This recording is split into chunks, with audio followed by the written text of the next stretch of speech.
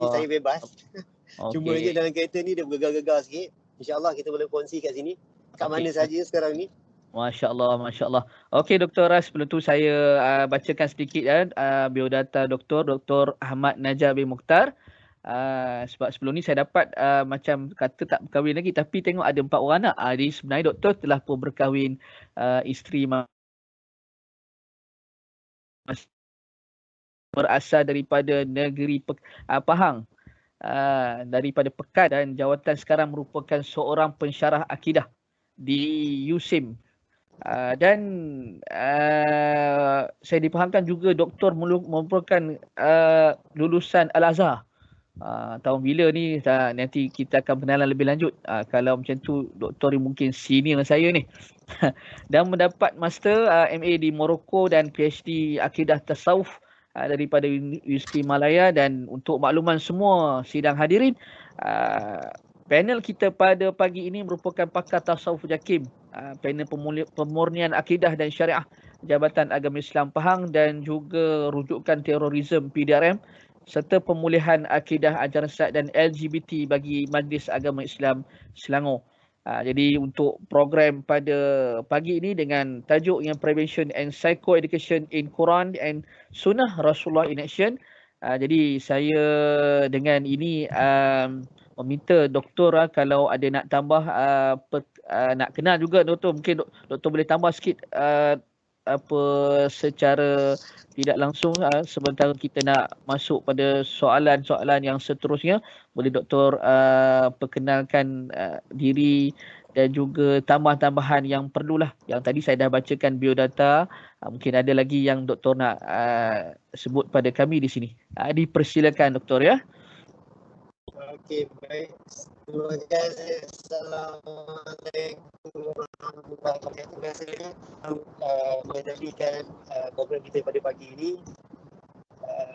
Pertama kali saya dapat bersama dengan anda semua.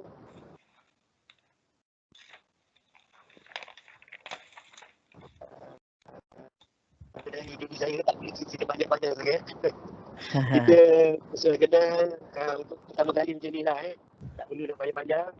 Yang pentingnya apa yang kita nak kongsikan ni kita dapat manfaatkan.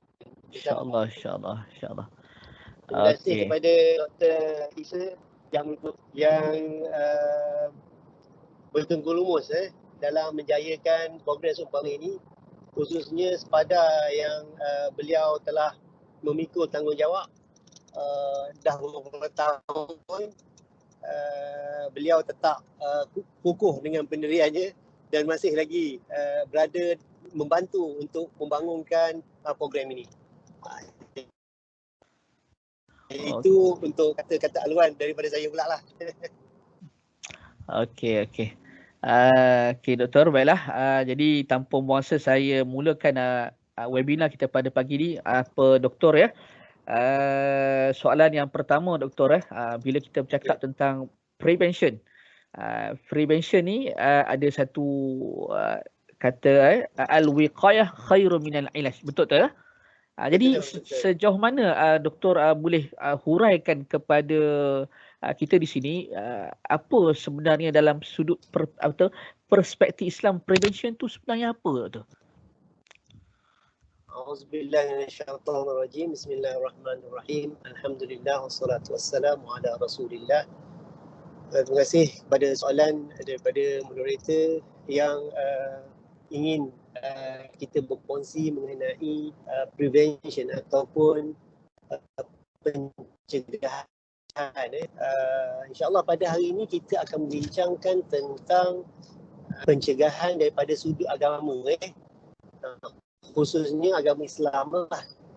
Kerana majoriti kita yang berada di negara kita ini, dan juga daripada perspektif agama-agama lain yang saya rasa betul mempunyai pandangan yang hampir sama dengan perspektif Islam sendiri. Kerana mana-mana akan menjadikan perkara yang baik itu sebagai asas.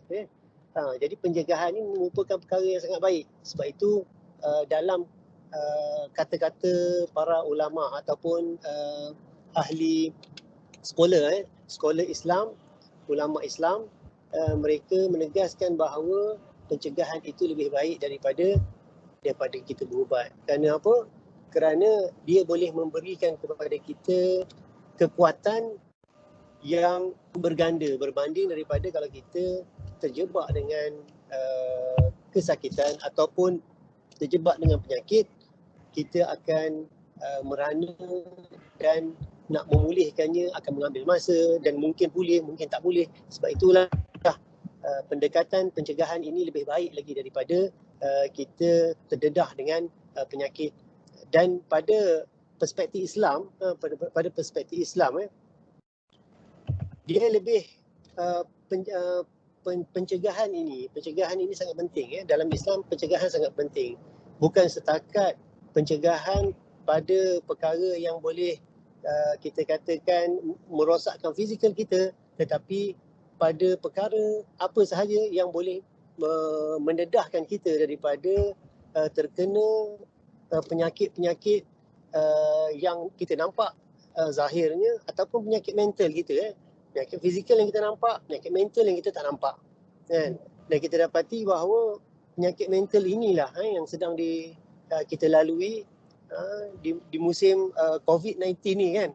Kita tengok COVID-19 ni memberikan satu cabaran yang sangat tinggi kepada spiritual manusia. Kerana ada yang dalam kalangan manusia ni, dalam kalangan kita ni, yang dulunya bekerja hebat, tetapi apabila masuknya ataupun berlakunya COVID-19 ni, maka mereka tidak ada pekerjaan. Dan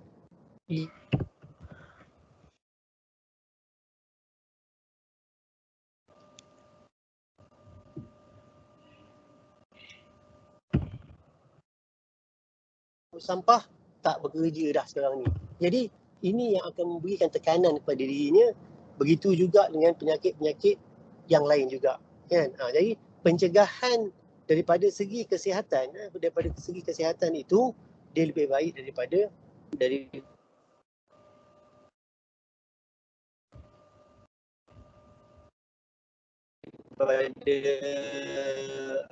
kita.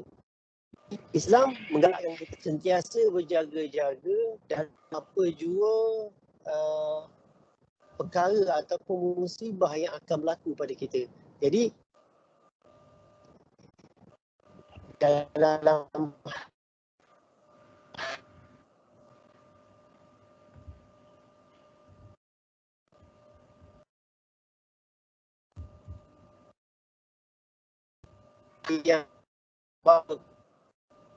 yang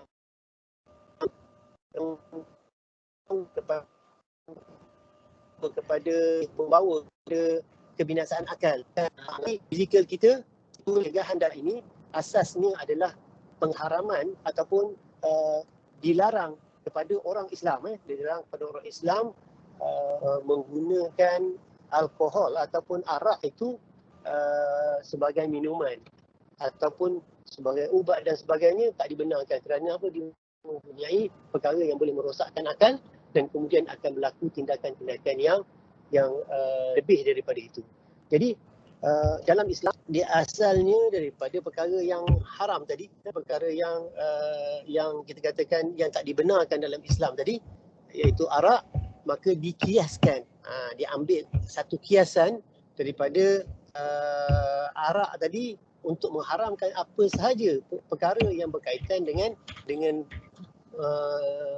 benda yang memabukkan. Jadi sebab itulah kiasan ini dijadikan sebagai satu pegangan kepada umat Islam bahawa apa sahaja bentuk yang memabukkan maka tidak dibenarkan. Jadi sebenarnya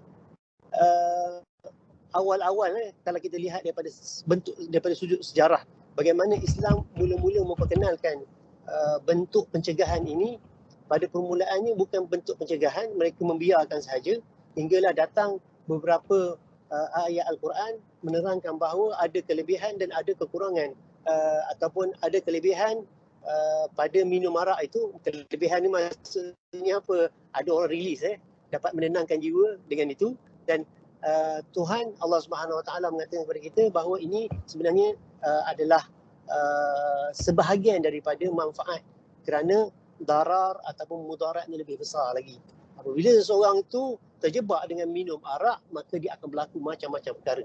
Arak ni asas dia, asas maknanya perkara yang memabukkan. Bila seorang tu mabuk, dia tak sedar diri, dia boleh mencuri, boleh bunuh orang, boleh berzina.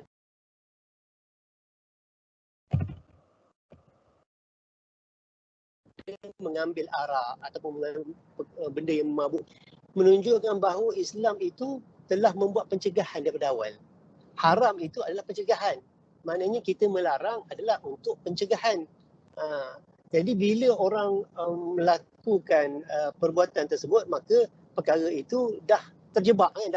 Maka Allah Subhanahu Wa Taala dah tahu. Bila terjebak susah nak dirawat. Maka disuruh kepada kita ataupun diarah kepada kita, diperintahkan kepada kita supaya kita menjauhi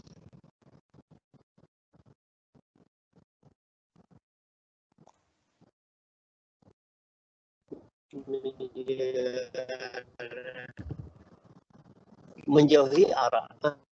Menjauhi arak. Mereka telah bersepakat mengatakan bahawa dadah merupakan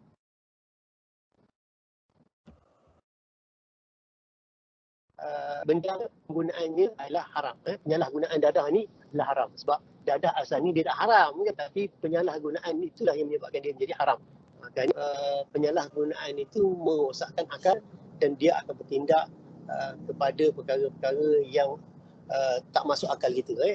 Jadi saya rasa untuk permulaan soalan yang pertama itu mudah-mudahan terjawab lah. Ada siapa-siapa nak tanya ke boleh kalau kita nak mencelah ke apa semua boleh. Kita ni saya rasa open moderator. Boleh doktor. Okey. Jadi kita mencelah tu tak apa, tak ada masalah. Saya sebab kita ni dalam macam ni dia interaksi tu. Jadi kalau tidak kita akan slow kita akan dengar satu hal tak menyolokkan lah kan. Jadi mungkin ada persoalan-persoalan atau penambahan itu lagi baiklah. Jadi kita akan ada perbincangan yang lebih berkualiti. Okey, apa doktor, saya tertarik bila doktor sebut tentang apa penguatkuasaan ataupun apa pencegahan arak ni tadi jadi kalau kita tengok sendiri macam mana kronologi pada zaman Nabi SAW ada step-step yang Allah Ta'ala anjurkan, tunjukkan kepada Nabi SAW dan Nabi SAW mempraktikkan dia. Dan di situ kita dapat tengok apa doktor satu bentuk psycho-education yang sebenarnya Nabi gunakan kepada para sahabat dalam mentarbiah ataupun mendidik generasi tersebut supaya menjadi generasi yang hebat, generasi emas. Jadi kalau doktor tengok sekarang ni kita ni sebagai seorang kaunselor lah pengamal psikologi dan untuk makluman doktor, saya sendiri sebagai salah seorang yang attach dengan penguatkuasa di Jawi kita pegawai yang melaksanakan penguatkuasaan sejauh mana sebenarnya psycho education yang kita nak ketengahkan ni kita menggunakan approach yang dibawa oleh Nabi SAW kepada masyarakat kita. Silakan Dato'. Soalannya ialah bagaimana kita nak memastikan apa yang kita bawa ini, pendekatan yang kita bawa ini selaras dengan apa yang dibawa oleh Nabi SAW. Sebab apa? Sebab kita lihat zaman sekarang ni kita banyak kaedah yang digunakan. Semua kaedah-kaedah yang kita gunakan tu tidak menjadi masalah kepada kita. Tidak menjadi masalah kerana semua kaedah-kaedah tersebut dihasilkan daripada kaedah berbentuk kajian. Kajian demi kajian untuk memastikan bahawa setiap langkah yang kita laksanakan itu dapat membantu daripada segi pencegahan ataupun rawatan kepada penagih-penagih dadah, atau juga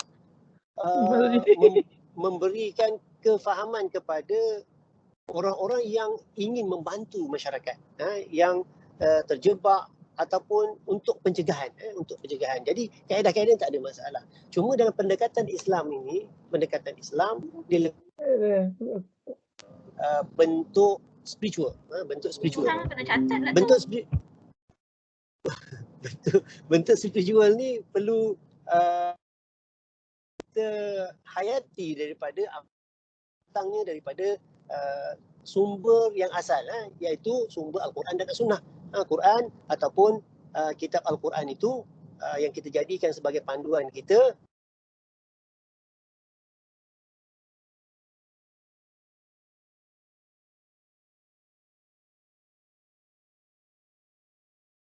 untuk kalau kita lihat bagaimana Islam itu menjaga, memberikan kefahaman kepada sahabat untuk memberikan kefahaman kepada sahabat supaya mereka ini sedar akan tanggungjawab mereka, bahawa pentingnya mereka mengamalkan apa yang disuruh ataupun diperintahkan oleh agama Islam. Contoh, kita beri contoh.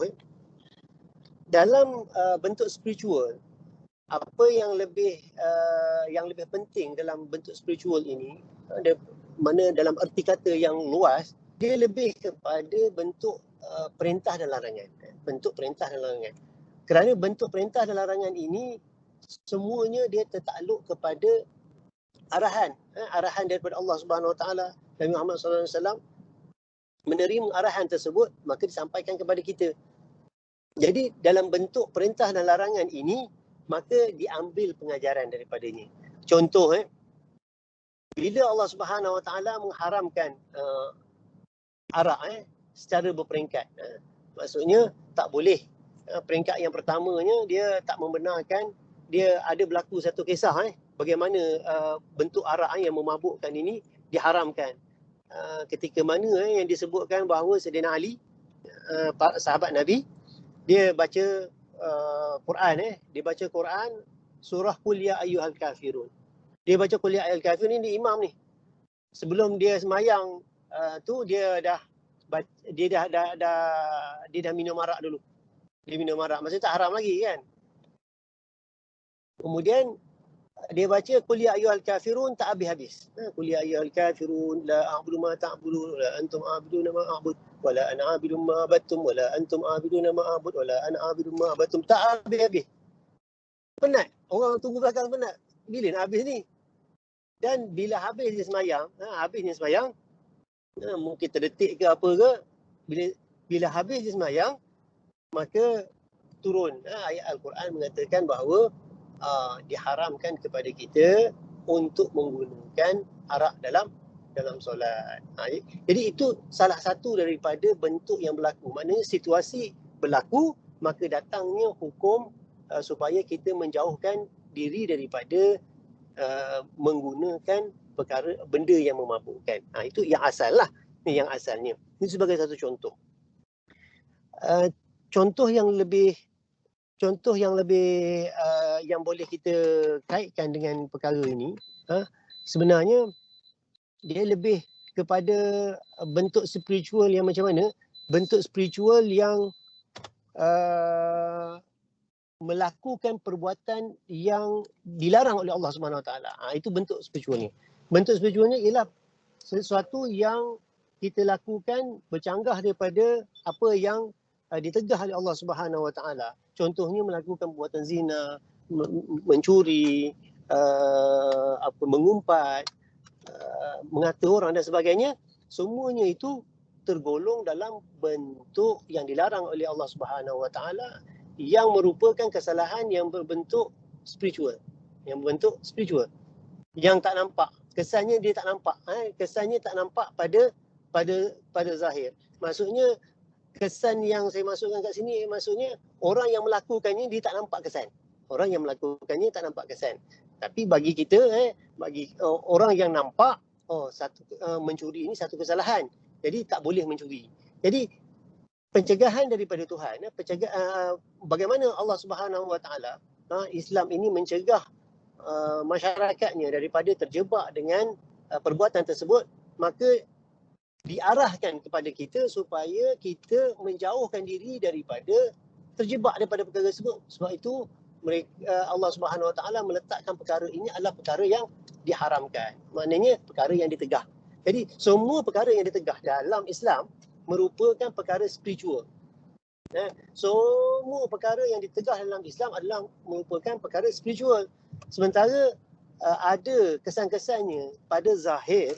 Contohnya dalam Islam melarang kita daripada kita mencuri lah contohnya kan.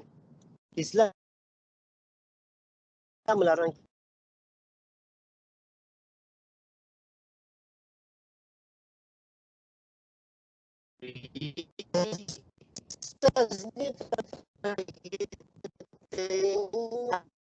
kita tengok daripada Allah SWT melarang kita mencuri. Asasnya. Tetapi apabila dilihat daripada satu sudut yang lain, sudut kemanusiaan contohnya, sudut kemanusiaan menggambarkan bahawa orang yang mencuri ini menafikan hak orang lain. Itu daripada sudut kemanusiaan. Tetapi daripada segi perintah Allah Subhanahu Wa Taala, tak perlu kita nak pertikaikan. Tak boleh kita nak masukkan ia adalah ni sebab ini dan sebab ini. Contohnya Tuhan Allah Subhanahu Wa Taala bagi disuruh kepada kita sembahyang contohnya kan. Faedah sembahyang tak dinyatakan. Kenapa? Tetapi ada kajian saintifik mengatakan bahawa ada kelebihan pergerakan dan sebagainya yang memberikan kesan kepada psikologi, memberikan kesan kepada fizikal kita. Tetapi hakikatnya ia adalah satu perintah Allah Subhanahu Wa Taala yang tidak perlu kita pertikaikan. Jadi dalam hal ini kita dapati bahawa segala perintah Allah Subhanahu Wa Taala itu merupakan perkara yang tidak boleh kita mempertikaikannya. Pertamanya tak boleh mempertikaikannya, yang keduanya kena ikut sahaja apa yang diperintahkan. Itu yang dinamakan agama. Dalam mana-mana agama sekalipun dia ada prinsipnya. Jadi prinsip itu dibuat dan merupakan satu kepercayaan. Sama ada mempunyai maqasid dia ataupun dia mempunyai faedahnya, manfaatnya, ataupun tak mempunyai manfaat, tak jadi masalah. Sebab itu adalah pegangan agama. Sebab mana-mana agama pun macam tu juga.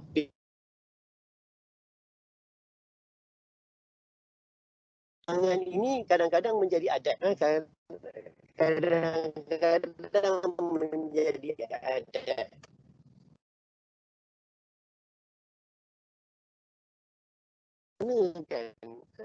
Betul-betul dilaksanakan dengan apa yang diperintah oleh Allah Subhanahu Wa Taala, mestilah mengikut kaedahnya. Kerana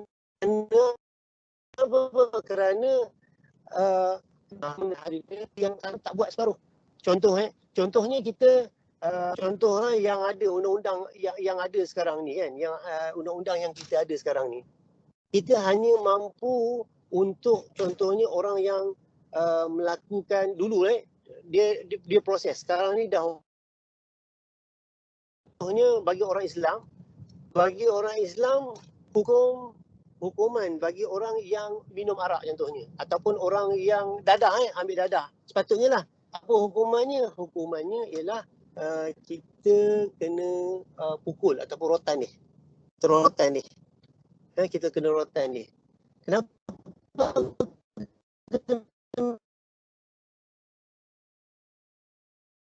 Tetapi undang-undang kita dalam undang-undang sivil kita tak ada.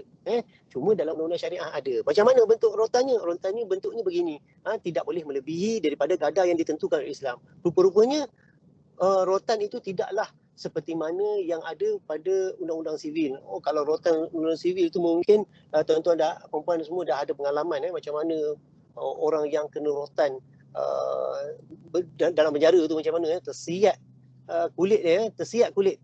Memang mengerikan lah. Tapi dalam Islam ni pukulannya taklah sebegitu. Dia hanya pukul, sebenarnya tujuan pukul itu adalah untuk memberikan kesedaran. Kesedaran pada diri dia. Diri individu tersebut. Diberi kesedaran. Dia bukanlah nak menginaya.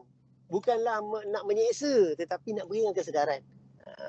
Kerana itulah perbuatan dalam kita nak melaksanakan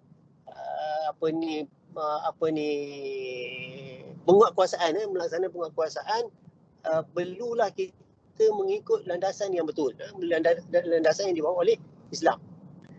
Sebab itu dalam beberapa buah negeri penguatkuasaan ini, orang yang berzina,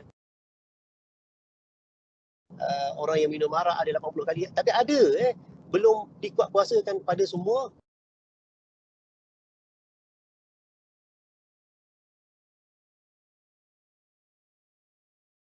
Mungkin mencapai bagaimana kita nak menguatkuasakan undang-undang ini.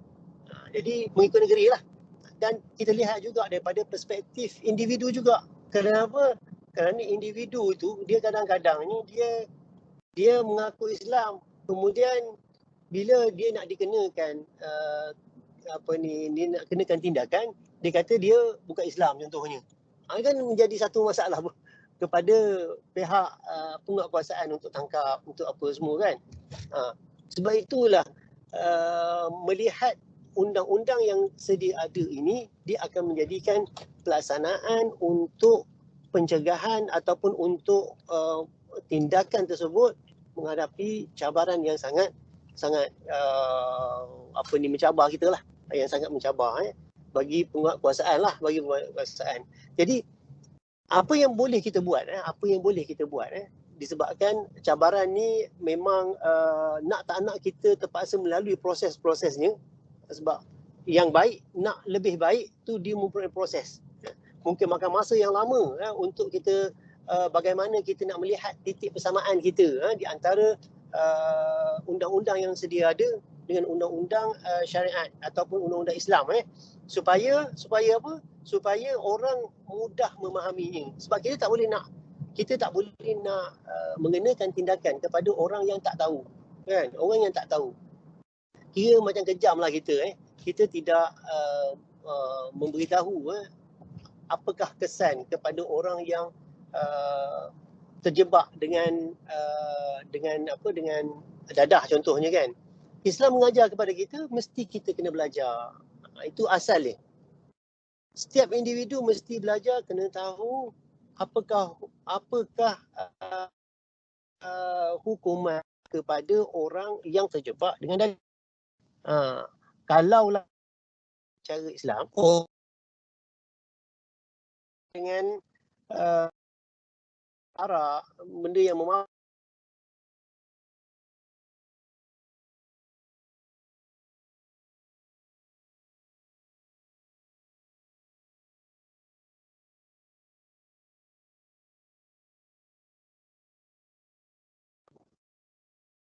aku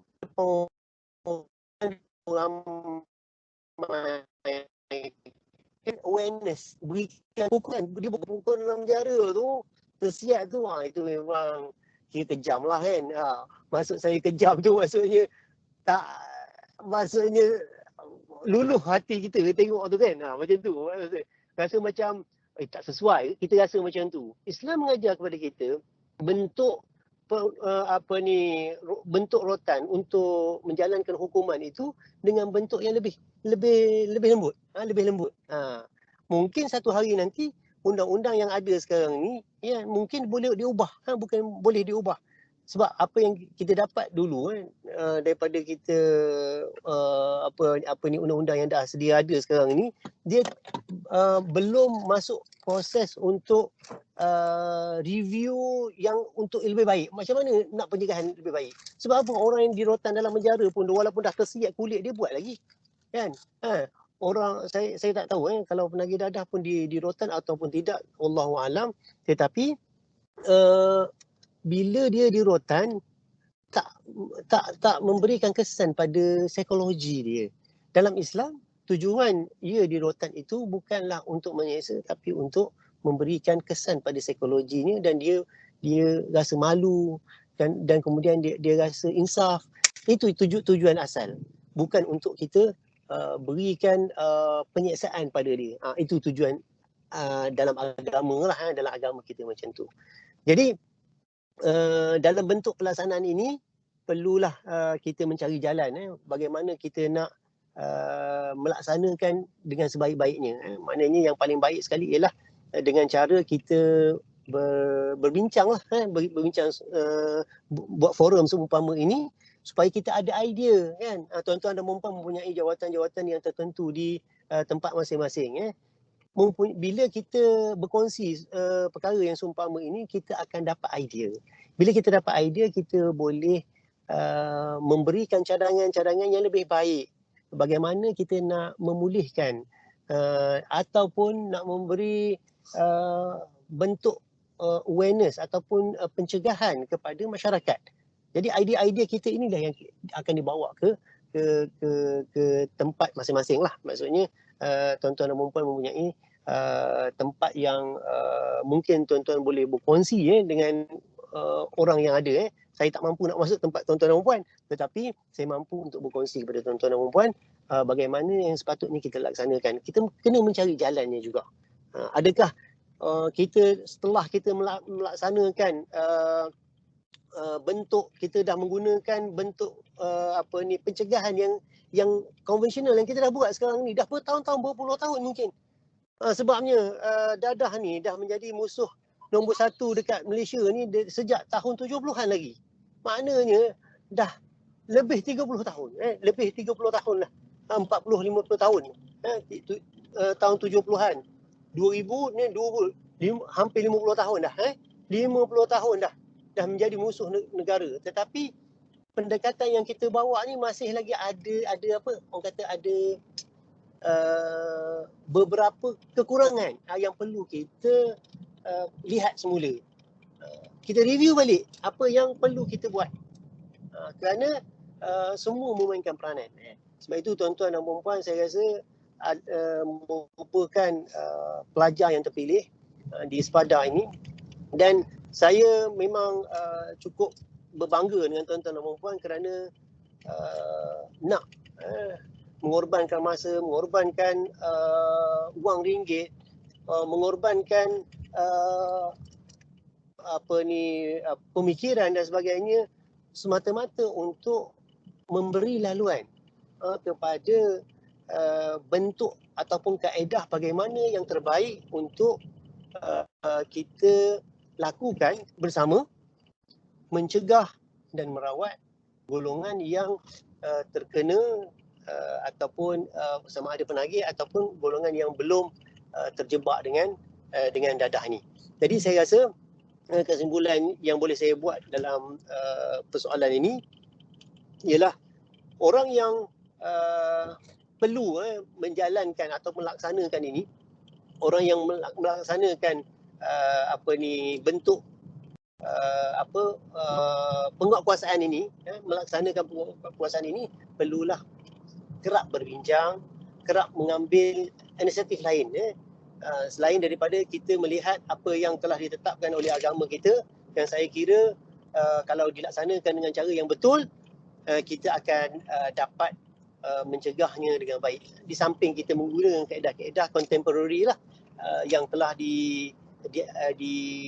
dibuat kajiannya begitu detail sekali hingga kita dapat membantu golongan-golongan yang memerlukan, yang golongan-golongan yang memerlukan.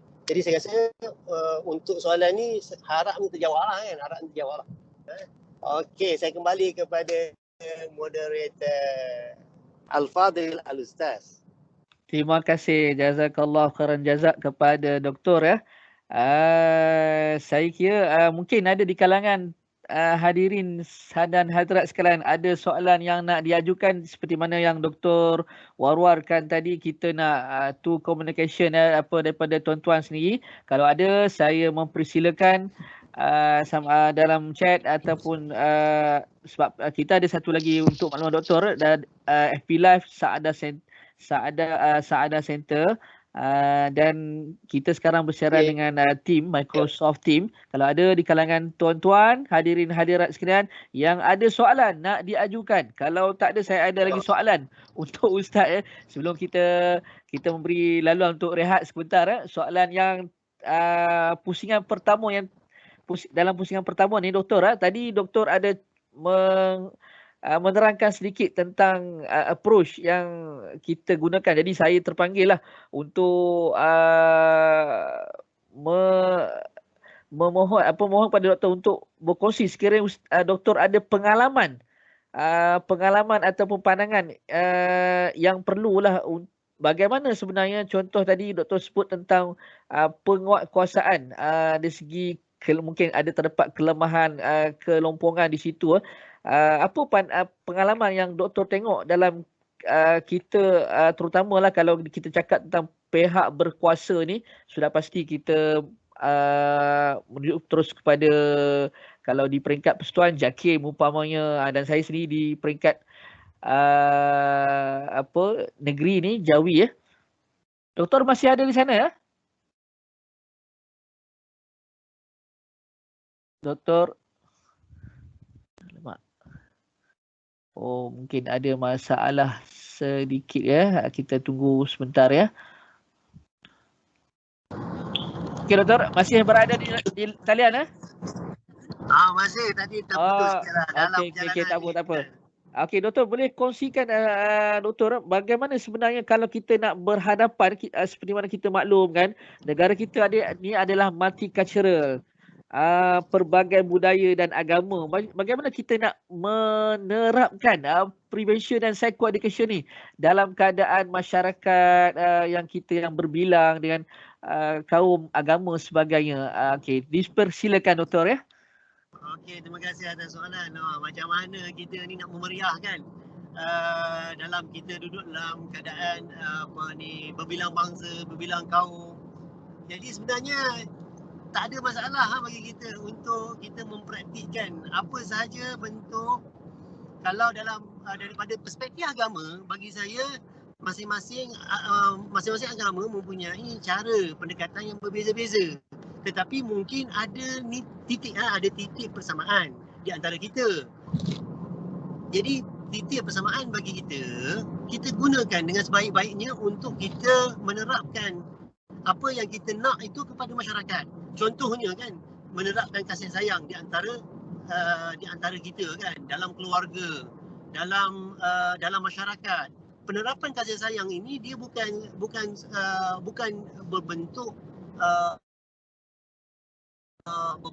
keagamaan, walaupun agama menganjurkannya, tetapi dia lebih kepada kehidupan kita yang harmoni kan, Jadi kita ni tidak ada sebenarnya kelemahan kita lah kelemahan masyarakat kita ni, dia ada gap di antara kaum dan kaum yang lain. Contohnya satu taman kita ada orang India, orang Cina, orang Melayu dan sebagainya lah. Masyarakat yang ada di situ, tetapi jarang kita keluar bersama untuk bergotong royong, contoh kan. Sebab gotong royong ni benda yang kemasyarakatan yang boleh kita terapkan, maksud kita terapkan kehidupan yang harmoni. Ini aktiviti tempatan jarang dilaksanakan, jarang dibuat, maka seolah-olah hanya apa yang kita mempunyai titik persamaan itu tak berlaku. Sebab apa? Kita tak terapkan kepada masyarakat kita. Sepatutnya awareness daripada masyarakat ini perlu diterapkan dalam setiap keluarga, di setiap keluarga. Sebab itulah dalam agama Islam sebagai contoh menjadikan orang yang paling hampir dengan kita ialah jiran itu, ada yang mengatakan 40 keluarga, mana 40 keluarga atau 40 buah rumah sekeliling kita itu semua adalah seolah-olah macam keluarga kita juga. Jiran itu ialah orang yang hampir dengan kita 40 buah rumah. 40 buah rumah. Macam mana kita nak lakukan mereka ini? Nabi SAW pernah mendapat nasihat daripada Jibril. Jibril mengajar, malaikat Jibril mengajar Nabi SAW supaya sentiasa berbaik-baik dengan jiran. Hingga Rasulullah menyangkakan bahawa itulah kata-kata terakhir Jibril. Maksudnya dia berulang kali mewasiatkan kepada Nabi, hendaklah berbaik-baik, sentiasa berbaik-baik dengan jiran tetangga. Jadi dengan berbaik-baik dengan jiran tetangga ini akan melahirkan rasa kasih sayang di antara kita. Bila wujudnya kasih sayang dalam kalangan kita, pelbagai bangsa, pelbagai etnik kita ni, dia akan melahirkan apa? Melahirkan rasa tanggungjawab setiap individu. Kalau ada anak orang tu, dia akan tegur anak kita. Kita akan tegur anak dia tanpa ada rasa bersalah. Sebab kita tak kenal orang lain, bila tegur itu orang marah. Sebab apa marah? Disebabkan kita tak pernah kenal dia. Jadi bila kita tegur, sekali seumur hidup, memanglah. Walaupun benda yang kita tegur tu salah, tetapi kita tidak mewujudkan apa? Kasih sayang ni. Mahabbah. Kasih sayang ini sangat penting. Bila kita mewujudkan kasih sayang dalam masyarakat kita, kita akan dapat satu titik pertemuan. Apa sahaja yang kita buat, kita akan dapat restu daripada semua kaum ini. Jadi dia tidak akan menimbulkan apa-apa masalah kepada kita. Jadi bagi saya lah, salah satu daripada dengan kita mewujudkan kasih sayang dalam masyarakat kita, jiran tetangga kita, dan juga menghormati di antara satu sama lain. Itu bagi lah yang perlu kita buat, yang perlu kita berjinak-jinak untuk melaksanakannya. Begitulah. Saya sebenarnya teruja kalau ada dalam kalangan tuan-tuan dan puan ni nak berkongsi perkara yang berkaitan. Jadi boleh kita bincang lebih lanjut dan lebih meriah. Okey doktor Okey, untuk rakan-rakan dalam Microsoft Teams ni seperti yang doktor wawarkan tadi, doktor menanti anda berdiskusi sama-sama. Silakan. Saya silakan kawan rakan-rakan perkenalkan diri dan boleh onkan audio untuk bertanya direct dengan doktor ya, ataupun melalui chat. Silakan. Okey doktor, sebelum sementara belum lagi ada soalan ataupun kalau ada nanti saya akan bypass pada doktor. Doktor kita ni nak tanya doktor, nak terus ke, nak alatul ke, kita nak berhenti rehat terus, macam mana doktor? Terus alatul. Masya-Allah. Teruskan. Tak ada masalah, kita bincang. Okey. من زمن ما سمعت هذا الكلام. Okey. Ustaz Afendi ada soalan nak ditanya ke atau pandangan, dipersilakan. Sila, dipersilakan.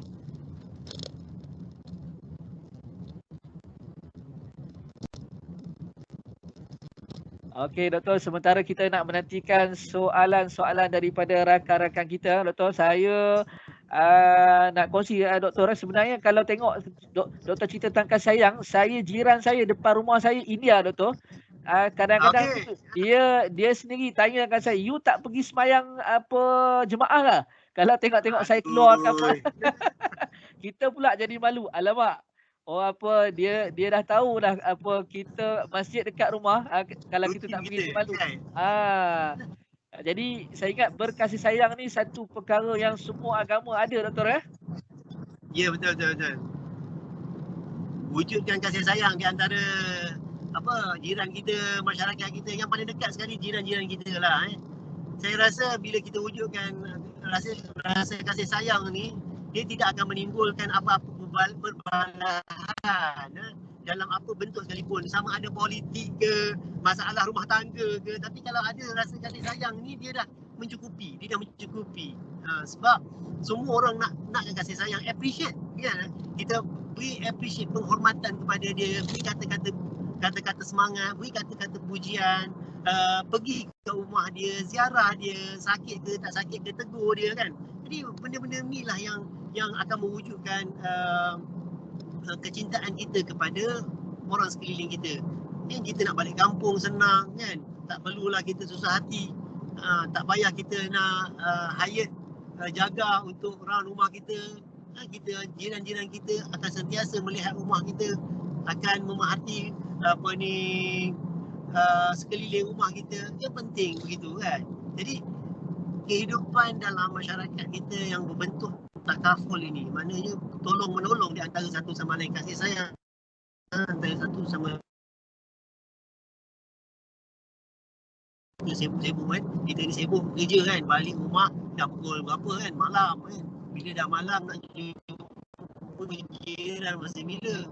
Hujung minggu je bila masuk kereta, bila nak pergi ke pasar, jumpalah kan.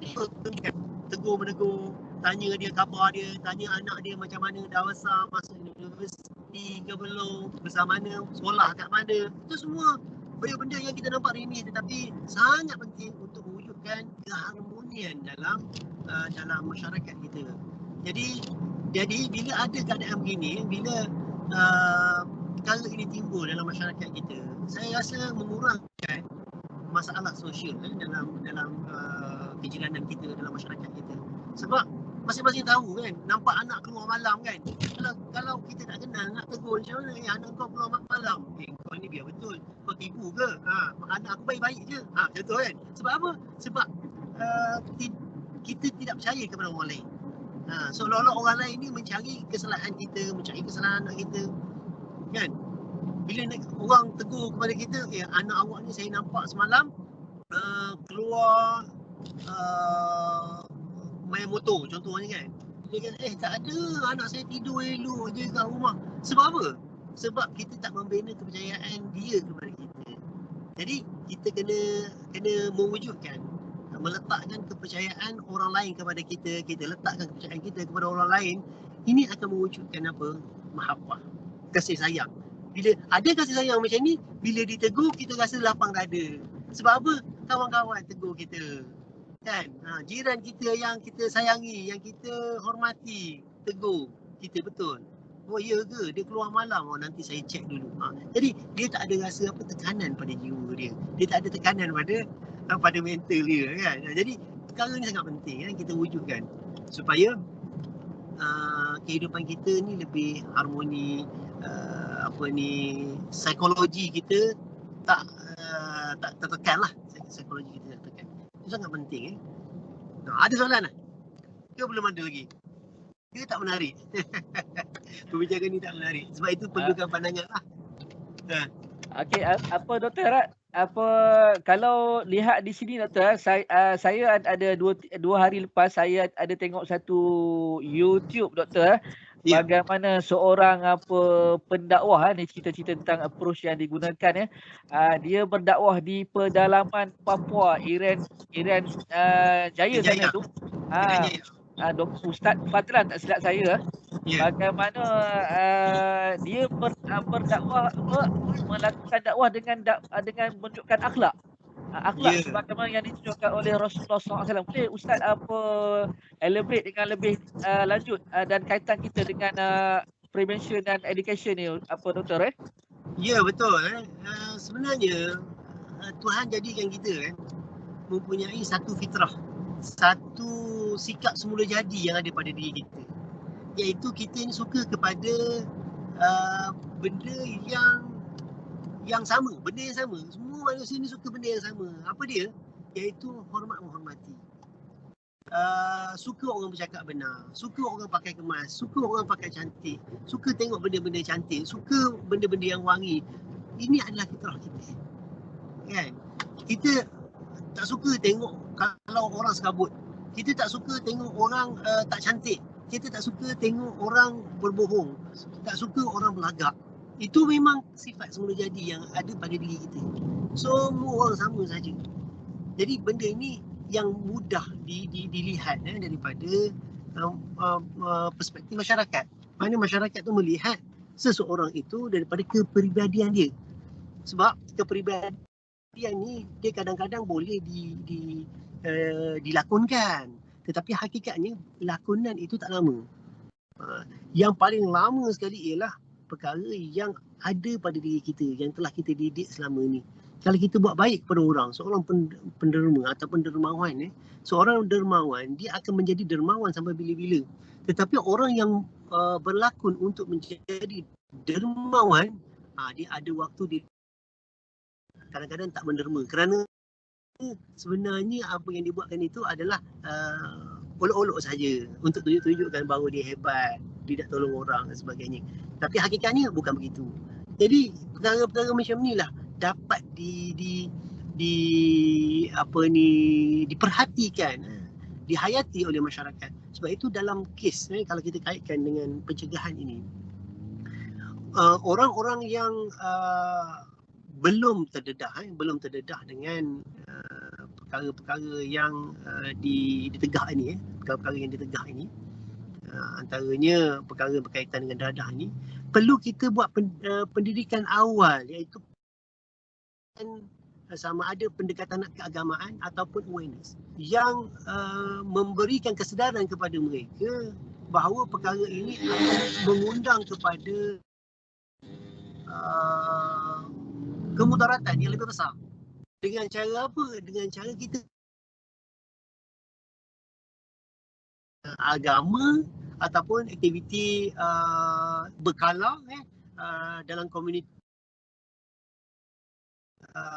taman ataupun macam mana pun bentuknya, dia akan menggambarkan kepada kita itu adalah satu sikap masyarakat. Ramai orang baik ni tak ramai tuan-tuan. Yang ramai ni tak baik. Nampak yang tak baik tu lebih banyak daripada yang baik. Sebab itu kita ni mudah tak percaya kepada orang daripada kita percaya kepada orang. Dan kita mudah tak percaya kepada orang. Kan? Kita mudah tak percaya kepada orang daripada percaya kepada orang. Kalau di negara barat, saya pernah pergi ke negara barat ni, mereka membina apa? Membina kepercayaan dulu. Bila dia membinakan kepercayaan pada orang lain. Jadi kita ni amanah dengan apa yang kita dipertanggungjawabkan, kan? Bila orang itu dah rasa dia dipertanggungjawabkan, maknanya amanah ada pada diri dia, maka secara tak langsung dia sendiri jujur pada diri sendiri. Kan amanah dah diletakkan. Contohnya kita beli barang, kan? Kita beli barang dalam tempoh seminggu kita boleh pulangkan barang, tak ada masalah. Tanpa kita jaga apa-apa, kita boleh pulangkan barang dengan harga tu dia akan pulangkan. Contohnya kita beli phone, kita beli phone sampai seminggu, kita beritahu kat dia, saya pakai phone ni dah seminggu, tunjuk resit, saya tak nak pakai dah. Tak nak pakai. Kenapa? Mereka membinakan kepercayaan kepada klien ataupun customer ni. Kalau dia pulang barang itu, maknanya dia tak nak betul. Jadi dia ambil, dia pulangkan duit. Maknanya dia binakan kepercayaan kepada kita. Kenapa kita pulang? Kita tak nak. Kita tak nak disebabkan sama ada rosak ataupun tak rosak. Dia beri kepercayaan kepada kita untuk kita pulangkan kepada dia. Jadi orang yang memulangkan barang tersebut memang betul-betul dia tak nak ataupun barang itu rosak. Sebab saya pernah buat macam itu dulu, kan. Saya beli rollerblade, kan. Masa tu konon-kononnya nak belajar rollerblade. Dia dulu, kan, dia dah tua, kan. Kita main roller rumah kaki bangku juga, kan. Tak boleh nak beroller juga, kan. Roller berlebuk jatuh. Kan. Jadi lepas minggu tu saya nak pulang barang. Saya pulang barang, bagi tak payah kotak pun tak apa, bagi rollerblade tu, kita beritahu kat dia saya tak nak pakai lagi. Saya dah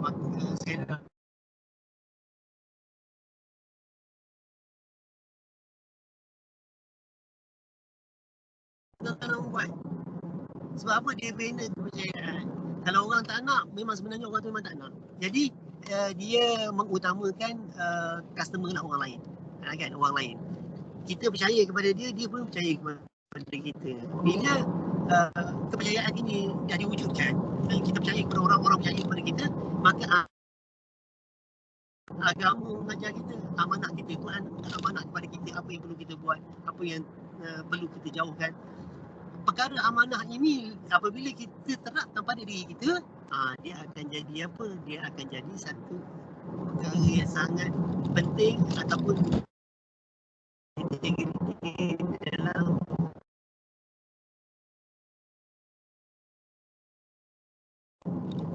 kita menerapkan kepercayaan pada orang lain dan orang lain pun percaya kepada kita, supaya apa? Supaya kita sampailah ataupun satu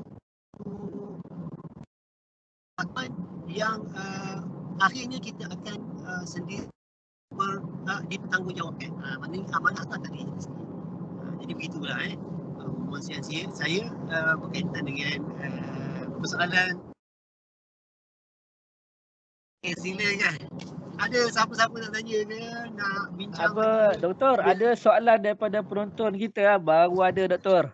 Okey. Soalan dia, Doktor, saya bacakan soalan ni tentang prejudis. Bila saya tanya tentang prejudis ni, contohnya dia tanya di sini sebagai seorang Islam, bagaimana kita nak berhadapan dengan prejudis daripada orang lain apabila kita nak melaksanakan prevention. Contoh, Doktor, saya sendirilah pada 3 tahun lepas kita buat kuasa, kita buat aktiviti santuni masyarakat. Tapi bila kita pakai belakang ni penguat kuasa Jawi, semua orang perli-perli tu biasalah. Ini nak tangkap orang ke? Nak datang tangkap kami ke? Sedangkan kita nak bagi risalah, kita nak bercakap dengan masyarakat, kita nak cerita tentang undang-undang syariah. Jadi macam mana kita nak berhadapan? Kadang-kadang penguat kuasa pun jadi rasa stres juga ni. Kita nak buat kerja-kerja psycho-education ni pun rasa macam terbantut. Okey, silakan, Doktor. Okey, soalan yang baik. Kenapa dia ringkasnya yang boleh saya buat kesimpulan betul atau tak betul? Ringkasnya kesimpulan daripada soalan tu ialah kenapa apabila kita buat apa-apa aktiviti yang berkaitan dengan pencegahan, awareness lah, awareness, kesedaran, kenapa orang kadang-kadang tak dapat menerima, malah kadang-kadang mencemooh. Bagi saya lah, pendapat saya lah, pendapat saya, sebab pertamanya kita ada gap dengan masyarakat. Kita ada gap dengan masyarakat. Masyarakat ni dia tak boleh nak terima kita lagi. Sebab apa? Kita ni masuk pada waktu tertentu saja. Dulu tak datang, hari ni dia masuk. Tiba-tiba nak masuk terjah pula. Jadi dia macam terkejut tau. Kau ni nak apa sebenarnya? Gitu. Jadi terkejut dia tu lah yang menyebabkan dia rasa apa? Dia rasa macam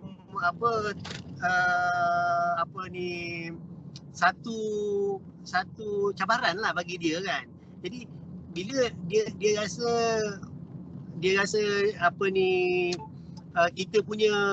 kita datang tu untuk tujuan tertentu, dia kata kenapa buat kat sini, contoh kan, kenapa buat kat sini, tak buat kat tempat lain, kat sini semua orang baik-baik je. Contohlah kan.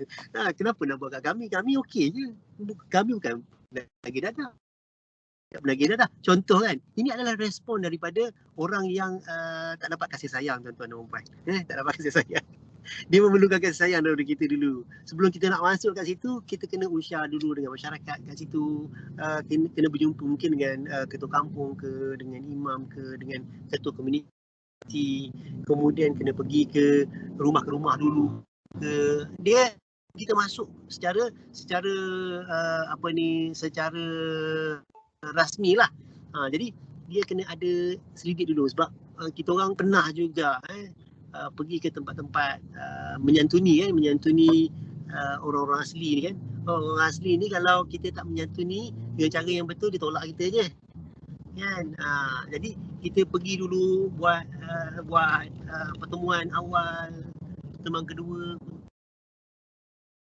ketiga, kami dah bersedia untuk menerima kan. Jadi baru boleh kita masukkan. Makna step dia untuk kita mendapat perhatian daripada masyarakat tu, dia perlu ada sentuhan awal. Sentuhan awal sangat penting sebelum kita nak masukkan begitu. Bila kita terjah tanpa ada apa maklumat, ini ini mesti ada agenda lain ni. Mesti ada ni. Dia terkejut. Dia terkejut. Sebenarnya bagi saya istilah dia bukan terkejut. Masalah yang sebenarnya adalah masalah kurang kasih sayang. Jadi kita kena kasih sayang kita kepada masyarakat dulu sebelum kita masuk kepada apa yang kita nak bawa kepada mereka. Okey, Kejut doktor. je. Ada soalan daripada penonton. Saya kira Dr. Isa nak mengangkat tangan daripada tadi. Saya nak bagi laluan pada Dr. Isa untuk bertanya. Okey, masih saudara pengerusi. Saya bukan nak tanya lah, tapi saya rasa nak kita kata bagi kata kita nak lihat titik pertemuan Dr. Najat banyak bercakap dalam aspek agama, aspek hubungan jiwa ya. Dan bila saya pernah belajar agama dan sekarang ni bila dalam counselling dan sekarang ni khususnya bila kita bercakap tentang pencegahan, dari segi pendekatan terapeutik tu saya nampak kita ada titik pertemuan yang perlu kita sebagai pendakwah ataupun sebagai kaunselor ataupun sebagai penguat kuasa hubungan kemanusiaan tu kena ada cara yang terapeutik yang betul supaya kat situ bina kepercayaan macam Dr. Najat sebut tadi tu, itu dapat dibina awal-awal. Bila ada kepercayaan lah baru sebenarnya saya percaya bahawa dengan percaya ni lah sebenarnya satu hubungan tu dapat dibina dengan rasa percaya itulah walaupun barang tu dah kita pun dah guna dah banyak hari, penjual dia rasa senang hati nak pulangkan balik walaupun apa saja pengguna dah gunakan. Kalau dengan hubungan terapeutik ni jugalah sebenarnya yang menyebabkan saya rasa dia akan mengurangkan ataupun menghilangkan rasa stigma, terutamanya klien lah. Saya nampak ini banyak berlaku yang pada klien-klien yang dah recovery ya. Jadi banyak betul ya. Jadi mereka ni ada dia punya kata stigma lebih.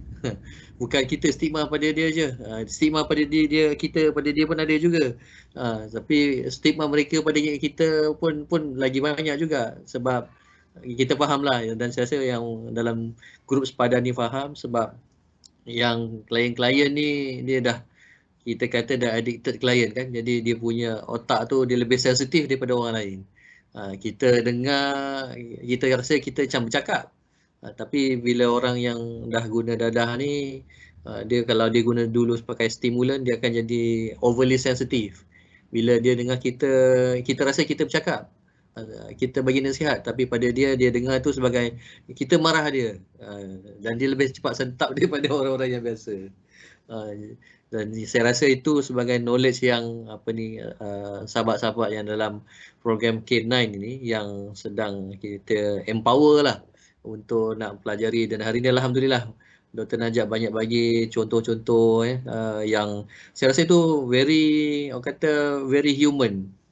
Kita punya pengalaman diri sendiri kan. Kadang-kadang kita nak bercakap, kadang satu perkara tentang prevention dalam orang putih ni, dia bercakap tentang evidence based practice. Tapi saya percaya sebenarnya pendekatan dalam agama itu juga sebenarnya dia ada sentuhan evidence based tu. Yang ni dia lebih bukan setakat evidence based je yang disentuh, tapi ada heart based practice. Itu pada saya itu lebih mendalam lagi, dan yang Dr. Najat sebut tu tadi dia tak ada istilah lakonan lah kan. Jadi saya suka yang tu. Cuma kadang-kadang dalam recovering dunia recovering ni, kadang-kadang dia kena berlakon dulu supaya yang berlakon tu akhirnya dia akan lekat juga akhirnya. Jadi itu antara yang jadi cabaran pada kita, sama ada kita nak jadi kita nak terima accept as acting as if tu sebagai satu permulaan tingkah laku yang baru, ataupun kita lebih pasif pada apa yang mereka dah pernah berlaku pun. Tetapi saya melihat dalam sudut yang positif lah. Saya percaya yang tu sebagai satu kita nak look forward lah. Yang lepas itu lepas, yang kita tengok yang ke depan lah insyaAllah. Saya balikkan semula pada saudara moderator kita. Terima kasih Dr. Iza. Banyak pencerahan tu. Harap kita Okey, dapat kita dapat menghayatinya, kita dapat mengamalkannya. Sebab kita nak satu bentuk yang mungkin ada yang lain daripada yang sebelum-sebelum ni, kerana yang sebelum-sebelum ni pun dah kita praktik, tapi kita nak cari yang kalau boleh yang betul-betul dapat membantu. Sebab benda ni kan berperingkat kan. Mungkin peringkat kita ni mungkin dah stage yang seterusnya kan. Walaupun kita berperang ni ataupun nak menangani ni makan masa yang mungkin yang agak lama mengikut tahap-tahapnya, tapi saya rasa dalam perbincangan bentuk seumpama ni dengan cadangan-cadangan perbincangan macam ni, dia akan dapat memberikan pelbagai input dan kita sendiri akan ada idea-idea tu. Harap-harapnya dengan bantuan Dr. Isa sebagai pengendali atau penyelaras sepada ni, saya harap dapat membantu banyak dalam kalangan kita ni untuk mengenengahkan idea-idea dan kajian-kajian yang begitu mantap untuk kita jadikan sebagai landasan lah. Tu saya terujalah apa yang Dr. Isa komentar sebentar tadi. Jadi silakan mana Ustaz ni. Doktor, nampaknya soalan bertalu-talu ni dalam inbox saya. Okey, sebelum tu doktor kita bagi laluan tu daripada orang jauh ni, orang Melaka.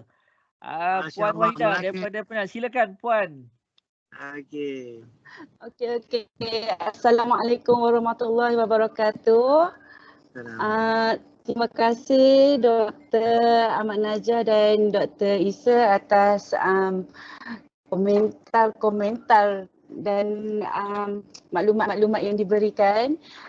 Saya ada satu soalan doktor berkenaan bagaimanakah kaedah terbaik untuk macam kami wanita untuk mengikut cara Rasulullah dalam prevention dan psychoeducation pada penagih dadah. Terima kasih doktor. A'udzubillahi minasyaitonirrajim. Bismillahirrahmanirrahim. Kita nak mencari jalan bagaimana cara yang terbaik lah untuk kita nak mengikut kaedah Nabi dan Rasul. Ini sebenarnya kaedahnya adalah kaedah yang asas saja. Saya rasa mungkin Dr. Isa pun boleh berkongsi dengan tuan-tuan dan puan semua mengenai bagaimana Dr. Isa dan ahli kumpulannya telah buat satu kajian yang sangat menarik. Buku pun telah dikeluarkan, iaitu 7 langkah bagi untuk menangani masalah dadah ni dengan dadah ni. Dan saya rasa modul ni sangat menarik. Mungkin Dr. Isa pun boleh berkongsi dengan kita apa yang dia lakukan dalam kajian tersebut. Tapi yang saya nak berkongsi di sini adalah langkah yang paling utama sekali untuk pencegahan ini, tuan-tuan dan puan-puan sekalian. Kita kembali kepada Allah Ta'ala lah. Kita sebagai orang Islam, kita kena kembali kepada Allah Subhanahu Wa Ta'ala. Kerana apa yang kita hadapi ini bukanlah kerja kita, ini kerja Tuhan, kan? Allah Subhanahu Wa Ta'ala kata apa? Allah Subhanahu Wa Ta'ala kata Allah Ta'ala yang menjadikan kita. Allah Ta'ala menjadikan kita. Wa huwa khalaqakum wa ma ta'malun. Allah Ta'ala cipta kita dan apa sahaja yang kita buat. Jadi perbuatan yang dilakukan oleh golongan yang telah terjebak dengan dadah ini sebenarnya yang dikehendaki oleh Allah Subhanahu Wa Ta'ala. Jadi apabila pekerjaan ini telah maknanya berlaku dengan keizinan Allah Subhanahu Wa Ta'ala, dan yang boleh mencegahnya adalah Allah Subhanahu Wa Ta'ala. Jadi kita sebagai sebab lah bagaimana kita nak membantu mereka, kita ada sebabnya. Bagaimana kita nak membantunya? Pertamanya langkah kita kena banyak-banyak bertaubat kepada Allah Subhanahu Wa Ta'ala. Kerana dengan banyak kita bertaubat kepada Allah Subhanahu Wa Ta'ala akan dapat membantu orang sekeliling kita. Bukan setakat penagih dadah, keluarga kita Allah Ta'ala tolong, masyarakat sekeliling kita Allah Ta'ala tolong, jiran-jiran kita Allah Ta'ala tolong, siapa saja kita akan menjadi orang yang terbaik. Sebab apa? Saya selalu ulang satu ayat Al-Quran ini yang Allah Ta'ala turunkan kepada Nabi Muhammad ketika mana masyarakat Quraisy di Mekah memohon kepada Rasulullah. Dia mencabar Rasulullah, dia kata, wahai Muhammad, kau minta, kalau benarlah engkau ini utusan Allah Ta'ala, engkau minta kat Tuhan. Minta kat Tuhan supaya Allah ini turunkan kepada mereka hujan batu. Hujan batu. Lalu Allah Ta'ala kata apa? Wa ma kana Allahu liyu'adzibahum wa anta fihim. Allah Ta'ala tak sampai hati nak turunkan azab seperti mana yang mereka minta itu. Kerana apa? Kerana Rasulullah berada dalam kalangan mereka. Kerana Rasulullah itu orang yang baik. Jadi Allah Ta'ala tak sampai hati nak turunkan azab kepada mereka kerana Rasulullah ada bersama mereka. Sebab nature azab, nature musibah, nature ujian yang berat ini akan diturunkan, dia tak kira siapa. Tak kira siapa. Turun semua kena. Jadi bila Rasulullah ada bersama mereka, Allah Ta'ala tak sampai hati nak turunkan azab kepada mereka. Lepas tu Allah Ta'ala sebut lagi, wa ma kana Allahu yu'adzibahum wa hum yastaghfirun. Allah Ta'ala pun tak sampai hati. Kerana apa? Kerana dalam kalangan mereka itu terdapat orang-orang yang sentiasa beristighfar, sentiasa minta ampun kepada Allah Ta'ala. Ya Allah, ampunlah dosa aku. Ya Allah, ampunlah keluarga aku. Ya Allah, engkau ampunlah begini. Orang yang sentiasa minta ampun kepada Allah Ta'ala ini berada dalam masyarakat, menyebabkan Allah Ta'ala itu tak sampai hati nak turunkan azab. Ini menunjukkan apa? Menunjukkan langkah pertama kita untuk prevention ini. Kan, kalau tadi Allah Ta'ala nak turunkan azab, Allah Ta'ala tahankan azab. Disebabkan apa? Disebabkan adanya pencegahan daripada kita. Apa pencegahannya? Iaitu kita banyak istighfar kepada Allah Ta'ala. Nampak mudah, tetapi sebenarnya memberikan kesan yang sangat besar kepada kehidupan kita. Langkah pertama ialah kita bertaubat kepada Allah Subhanahu Wa Taala. Taubat betul-betul. Ya Allah, ampunlah dosa. Kalau saya dulu kan, kalau saya belajar juga kaedah nak merawat pesakit ni, di antara SOP-nya mestilah yang pertama sekali kita sentiasa berdoa untuk diri kita, berdoa minta ampun kepada Allah Subhanahu Wa Taala, semoga Allah Taala ampun dosa kita. Bukan kita je, kita minta, ya Allah, engkau ampun dosa aku, kau ampunkanlah dosa pesakit yang aku akan rawat. Kalau macam kita klien lah, sebelum kita jumpa klien tu kan, kita sembahyang taubat dulu supaya hajat, ya Allah, ampunlah dosa aku, dosa klien aku ni. Mudah-mudahan kau ampunkan dosa. Besar mana dosanya pun, ya Allah, kau ampunlah. Bantulah aku untuk menyelesaikan masalah ini. Bantulah dia untuk dia terkeluar daripada masalah yang dihadapinya. Ini penting, penting. Kerana doa ini disebutkan sebagai senjata mukmin. Doa silahul mukmin. Doa itu merupakan senjata orang mukmin. Kerana qada Allah Subhanahu Wa Taala itu tidak akan berubah, melainkan antaranya cara yang boleh ubah adalah dengan cara kita berdoa kepada Allah Subhanahu Wa Taala. Bila kita berdoa kepada Allah Subhanahu Wa Taala, insya-Allah Allah Taala akan jauhkan kita daripada segala perkara yang boleh memudaratkan diri kita dan membantu orang-orang yang nak pulih, orang yang nak pulih. Jadi itu satu perkara. Yang keduanya, kita kena memperbanyakkan amalan lah. Kena memperbanyakkan amalan. Selawat kat Nabi boleh, berzikir boleh. Yang wajib tu, perkara yang wajib tu ada tinggal lah kan. Sembahyang fardu, puasa, apa semua tu itu asas lah kan. Jadi tambah dengan baca banyak Quran, berzikir banyak, ingat Allah Ta'ala banyak, selawat kat Nabi. Jadi perkara-perkara ini akan dapat membantu kita. Nampak dia macam tak ada apa-apa, tetapi itulah kesannya. Orang yang buat dia tahu, orang yang tak buat kena buat baru dia tahu. Jadi sama-sama dapat mengamalkan perkara ini. Istiqamah. Kita kena berurusan bila kita dah buat amalan tersebut, kita terus menerus melaksanakannya, minta bantuan daripada Allah Subhanahu Wa Taala untuk kita laksanakannya. Kita tak mampu. Kita nak lawan, contohnya macam corona yang berlaku sekarang ni, kita tak mampu lawan. Minta Allah Subhanahu Wa Taala. Allah Taala saja yang dapat meleraikan masalah ataupun meleraikan wabak ini. Kita tak mampu, diri kita tak mampu. Dia yang jadikan, dia yang boleh meleraikan masalah. Kita rasa kita tak. Apa yang berlaku sekarang bertambah kes, bukan mengurang kes. Sebab apa? pergantungan kita kepada apa? Kepada makhluk. Wah, kita boleh lawan. Bukan kita boleh lawan. Kita tak boleh lawan, tuan-tuan dan puan. Kita tak boleh lawan. Benda ni benda yang kita tak nampak, tuan-tuan. Macam mana kita boleh kita boleh lawan? Tak, bila kita lawan Tuhan.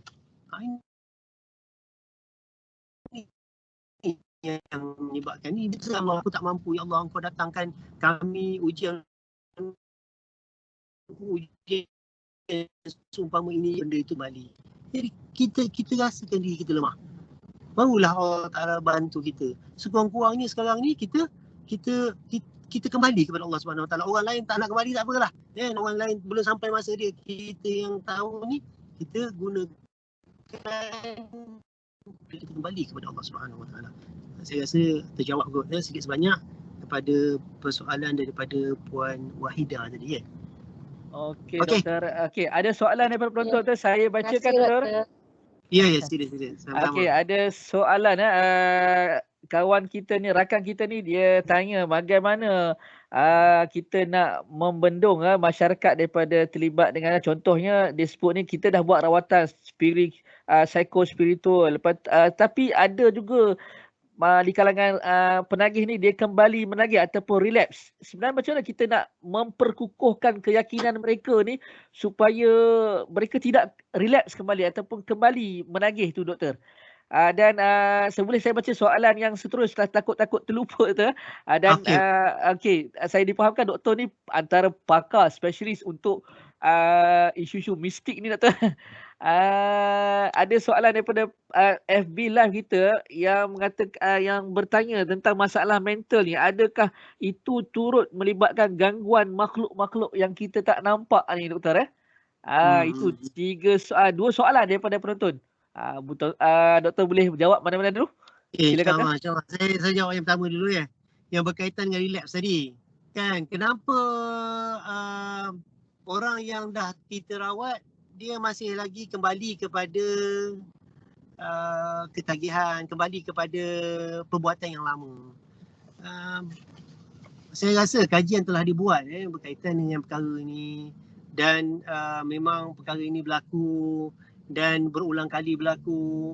Jadi bagi saya lah apa pengalaman-pengalaman yang saya perhatikan, pengalaman ni bukan kajian ni, pengalaman yang saya dapati, dan beberapa orang yang telah pulih sepenuhnya daripada penagihan ini. Antara perkara yang saya rasa teruja dengan apa yang mereka sebutkan ialah mereka sebenarnya apabila mereka dah dirawat, mereka nakkan sentuhan daripada orang-orang yang tidak ada kaitan dengan perkara-perkara yang beginilah. Maksudnya dia tak nak ada kawan-kawan dia. Maknanya dia nak menjauhkan diri dia daripada berkawan dengan orang-orang yang sebelum ini. Jadi bila dia kembali kepada kehidupan yang asal, masyarakat yang sebelum-sebelum yang dah kenal dia, kawan-kawan yang dah kenal dia akan kembali kepada dia. Iman kita pun kan, kalau hari-hari kita ditayangkan benda yang sama, kawan-kawan kita yang bagi, kita pun lemah. Kan, kita pun lemah. Tak payah kita nak cerita penagih dadah yang kembali kepada maksiat, kepada ketagihan. Kita yang buat dosa ni pun sentiasa tergoda dengan dosa-dosa yang lain. Kita berulang kali kita buat dosa juga. Kita buat ulang dosa yang sama. Tak payah kita nak cerita penagih dadah. Penagih dadah memang macam tu. Dengan bentuk yang sama dosa yang kita lakukan. Maknanya kita tak pulih sepenuhnya dengan dosa-dosa kita. Adakah dosa kita tu tak diterima Allah SWT? Bukan. Disebabkan environment dia, persekitaran dia, disebabkan dengan kawan-kawan dia. Kalau hal ini disebut oleh Ibn Ajibah dalam kitab ini, Iqbal Al-Imam, punca kenapa kita terpengaruh dengan keduniaan, dengan maksiat. Mana bukan kita aja, siapa-siapa saja termasuklah penagih dadah sekalipun. Kenapa dia kembali ke mana? Kerana apa? Kita ni nak buat sesuatu, dia ada 4 perkara yang berlaku serentak. Yang pertama sekali ialah gangguan kita daripada hawa nafsu kita. Hawa nafsu ni bukan nak yang baik je, nak yang jahat je. Pertama. Keduanya, kita ada gangguan persekitaran kita. Hawa nafsu, persekitaran kita. Ketiganya, kita ada godaan iblis. Ketiganya, ada kebenaran. Apa dia? Hati kita. Maknanya hati kita berkata-kata, berbisik-bisik kepada kita, oh dah lah awak ni dah keadaan begini, awak insaf lah. Dia akan berikan kepada kita cadangan untuk buat baik. Tetapi kan, logiknya kan, 3 lawan 1. Hawa nafsu kita, syaitan, sekeliling kita kan, kawan-kawan kita dan sebagainya, nak lawan dengan hati kita ni. Bisikan hati kita, bisik je. Hati tu bisik je nak buat baik ni.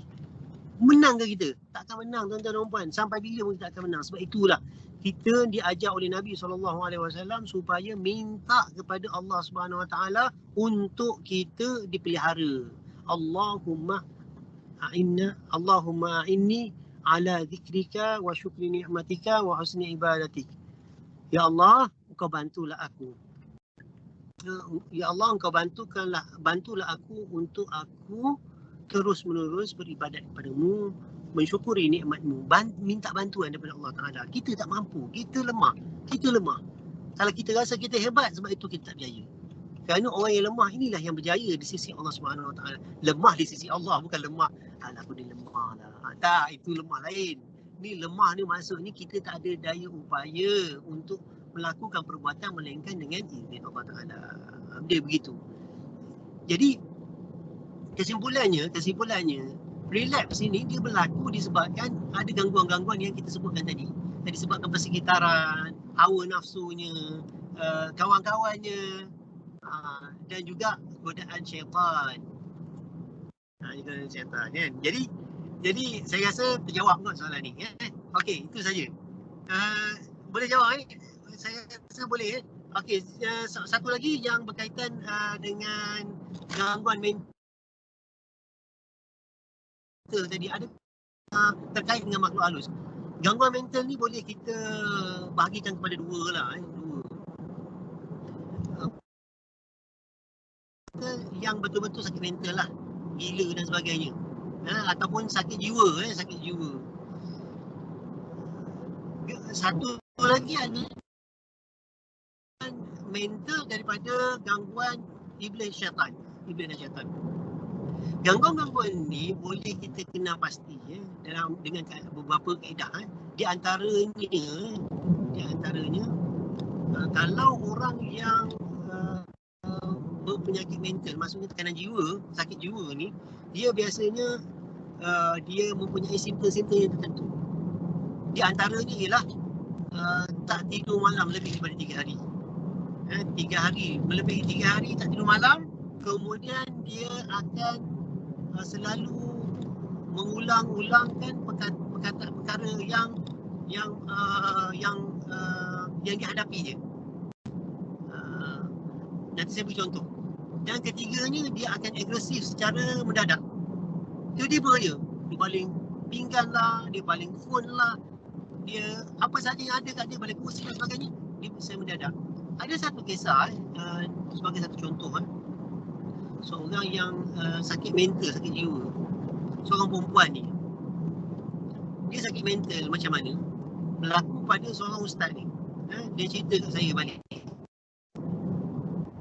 dia beritahukan teori ni, dia beritahu teori ni. Dia kata seorang perempuan ni, dia selalu mengulang, dia tak tidur dah lebih daripada 3 hari. Keduanya, dia sering mengulang-ulang kata-kata. Apa dia kata? Dia kata tentang mak ayah dia, cerita mak ayah dia, cerita mak ayah dia. Apa masalah dengan mak ayah dia? Rupanya memang ada masalah dengan mak ayah dia. Dan tiba-tiba ustaz ni pun datang konon-kononnya merawat lah kan. Tiba-tiba dia baling pulaknya pinggan tu, nyangis nak kena muka ustaz. Tak kena lah.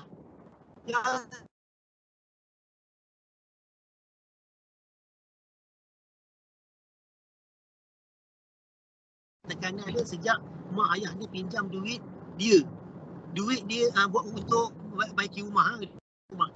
Lepas tu mak ayah dia tak pulang duit tu. Maknanya tak kembalikan semula duit tu. Duit tu dia nak gunakan untuk kahwin. Dia stres sebab nak kahwin punya. Jadi sakit mental. Apa yang boleh dibantu, suruh pergi ke hospital. Jumpa sekretaris, beri ubat, duduk seminggu di hospital. Lepas tu balik rumah elok je. Dah sihat lah. Sebab tekanan jiwa tuan-tuan dan puan. Lagi satu gangguan, bentuk gangguan. Kalau gangguan ni dia tak ada ciri-ciri macam tu. Kalau ada ciri-ciri macam tu, hantar hospital je.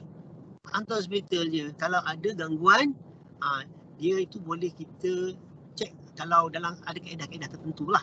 Kalau dalam kaedah yang saya belajar, dia yang ada dalam apa yang disebut sebagai kaedah RSI, Rawatan Spiritual Islam, ada dalam buku istitabah di modul istitabah MAIS, ada dalam tu ada 16 kaedah bagaimana kita nak tahu bagaimana kita ini terdedah ataupun diganggu oleh syaitan. Ada 16 kaedah. Di antaranya 16 tu banyak kan. Di antaranya ialah dengan kita mandi ais. Kalau terlalu sejuk sangat tak boleh, itu antaranya lah. Badan kita, suhu badan kita panas kan, ada tempat-tempat tertentu panas. Bukanlah maknanya kita cek suhu tu panas, tak. Badan kita ni ada yang tempat tu yang panas je. Mana tempat-tempat tertentu picit tu dia ada keras, sakit. Jadi ada 16 kaedah. Jadi saya tak sebut semua. Jadi ada kaedah-kaedah tertentu untuk kita mengetahui gangguan itu datangnya daripada gangguan makhluk halus ataupun segi gangguan mental yang jadi saya rasa terjawab sikit sebanyak mengenai mental gangguan mental tadi daripada perspektif konvensional dan juga rawatan Islam. Okey, dah jawab 2 soalan Ustaz. Okey, Doktor, untuk makluman Doktor, soalan tadi daripada FB Live kita di Saadah Center daripada Puan Mas Lia dan ada satu lagi soalan ni daripada Encik Nur Hidayat bin Jamaluddin. Dia tanya dan tentang teknik hipnosis. Boleh tak untuk nak padamkan memori orang yang menagih ni, yang lupa ataupun yang kadang-kadang dia panggil istilah trigger dengan barang-barang yang digunakan tu, Doktor? Boleh bagi pandangan, Doktor? InsyaAllah mudah-mudahan kita sama-sama mengenai hipnosis kaedah yang digunakan saya rasa dah menjadi satu kaedah dalam bentuk perawatan lah. Saya nampak sekarang ni trend untuk menggunakan hipnosis ni dalam rawatan.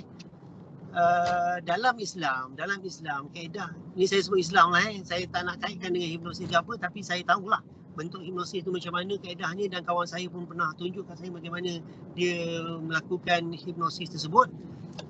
Jadi saya nak sebut tu tentang Islam, Islam punya stand lah, atau perspektif Islam terhadap bagaimana betul tak kita boleh memadamkan memori orang lain. Kita padamkan dan berikan dia benda yang baik. Boleh tak? Dalam Islam boleh tak? Jawapannya tak boleh. Apa bukti dia? Mudah. Kita ambil contoh ni Nabi Adam alaihissalam. Nabi Adam alaihissalam dia terjebak dengan dosa, iaitu dia makan buah khuldi di dalam syurga, maka dia terkeluar daripada syurga. Apabila dia keluar daripada syurga, duduk di bumi, hari-hari dia berlaku pada dirinya tekanan perasaan. Sebab apa? Sebab dalam syurga semua makanan disediakan, pakaian disediakan, makanan semua dah disediakan. Bila duduk di dunia ni semua kena buat sendiri. Jadi dia menghadapi satu tekanan. Itu satu tekanan. Itu bentuk tekanan kehidupan. Tekanan satu lagi ialah dia melakukan dosa kepada Allah Subhanahu Wa Taala, kata jangan kau buat juga kan, contohlah. Sebagai contoh. Jadi sebenarnya apa yang berlaku ialah tekanan ini tidak pernah dilupai oleh dilupai oleh Nabi Adam alaihissalam. Malah dengan adanya perbuatan-perbuatan tersebut, dia dapat menginsafi, rasa dirinya kurang. Apabila sebenarnya Tuhan ni, Allah Subhanahu Wa Taala menjadikan kita ni terjebak ataupun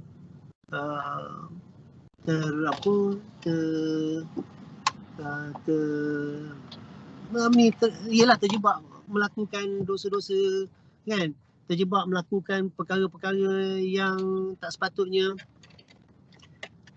Semuanya tu sebenarnya untuk diri kita,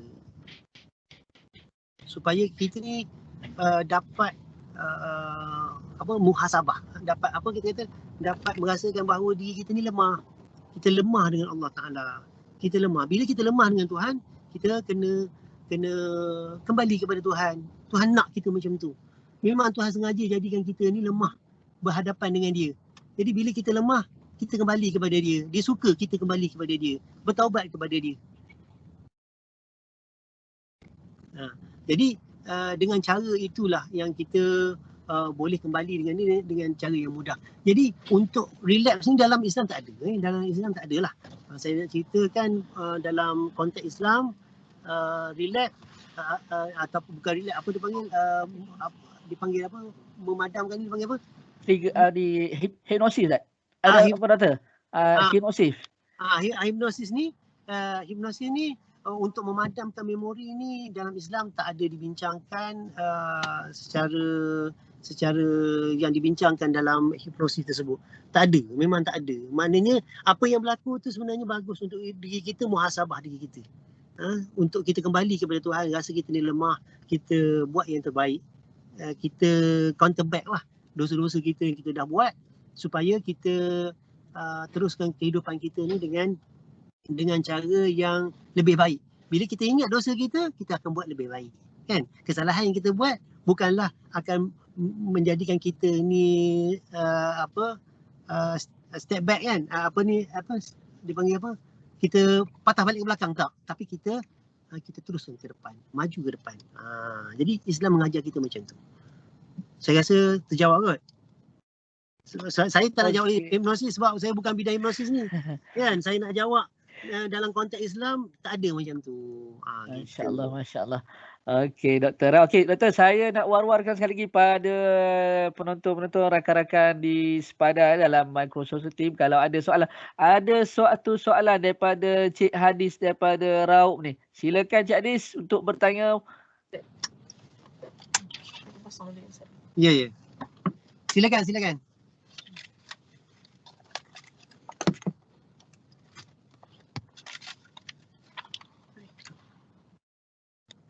Tak dengar. Tak dengar. Silakan Cik Hadis. Mute.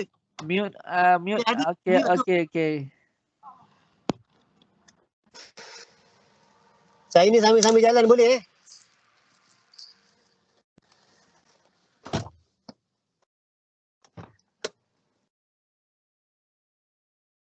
Tak dengar. Dengar ke? Nampaknya ada gangguan.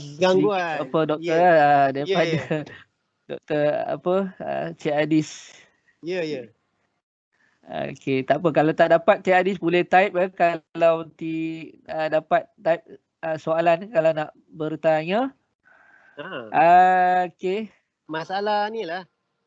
Masalah bunyi. Setting tu. Suara. Okey doktor, untuk maklumat doktor, sedar tak sedar kita dah hampir 2 jam bersiaran. Allahu Akbar. Kita jam nak menunjukkan lagi beberapa minit. Pukul 12 dan saya wawarkan kepada rakan-rakan di Sepada dan juga di FB Live yang menonton bersama-sama. Kalau ada soalan silakan. Ya, silakan. Nak kita bincangkan bersama, boleh pandangan. Ni sebenarnya sesi perbincangan. Kita utarakan permasalahan dan kita bincangkan. Jadi kita alu-alukan apa sahaja bentuk pandangan-pandangan yang boleh kita jadikan sebagai penambahbaikan daripada apa yang kita belajar. Ini kongsian. Ya, silakan.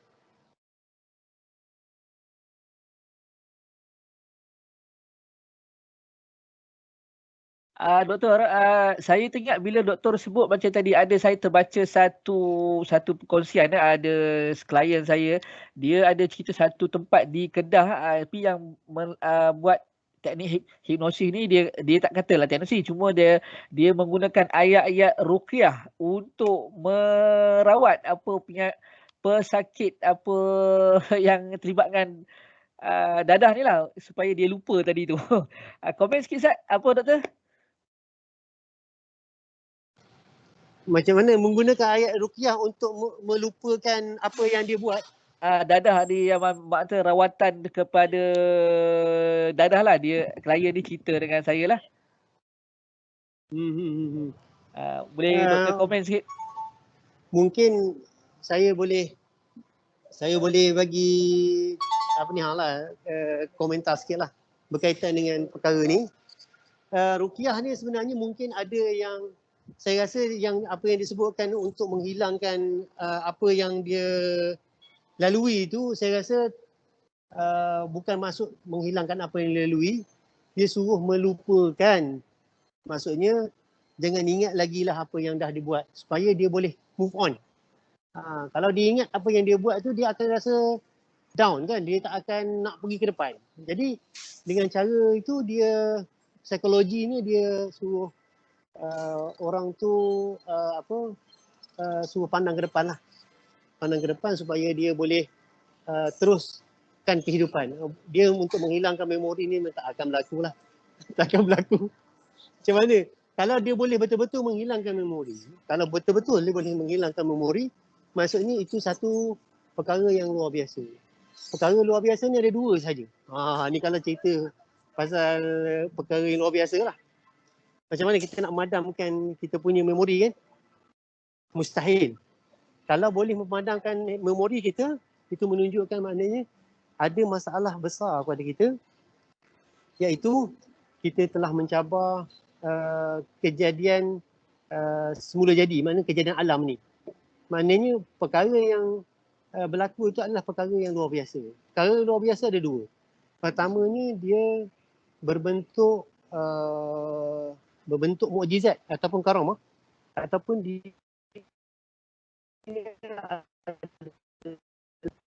jin dan syaitan ini dipanggil istidraj ataupun dipanggil sihir. Kalau daripada Allah Subhanahu Wa Taala itu, mungkin orang kata kita menggunakan ruqyah, dengan bantuan Allah Subhanahu Wa Taala kita boleh buat macam tu. Tak semestinya. Sebab konsep karamah, maksudnya Allah Taala izinkan dengan cara Allah Taala redai, itu bukan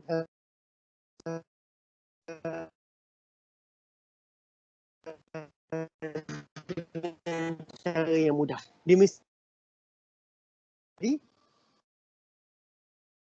banyak kali, dia berlaku sekali. Ruqyah jadi perkara-perkara yang berlaku perkara luar biasa. Ini ada unsur yang boleh dikatakan sebagai istidraj lah. Walaupun dia gunakan ayat Quran. Sebab zaman-zaman sekarang ni Iblis pun dah pandai. Dia gunakan ayat Quran, dia gunakan maksurat untuk mengelirukan masyarakat. Sebab kita kena tahu perkara yang boleh merosakkan iman kita ni ada dua benda. Sama ada daripada segi perkataan ataupun daripada segi perbuatan. Perkataan ataupun perbuatan. Kalau daripada segi perkataan, lepaskan tekad kita atau pegangan kita, syirik.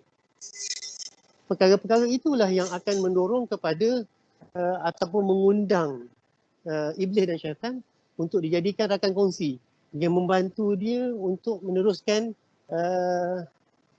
bentuk yang dipanggil perkara yang luar biasa tadi tu. Sebab perkara yang mustahil berlaku ni dipanggil khil'adah. Perkara yang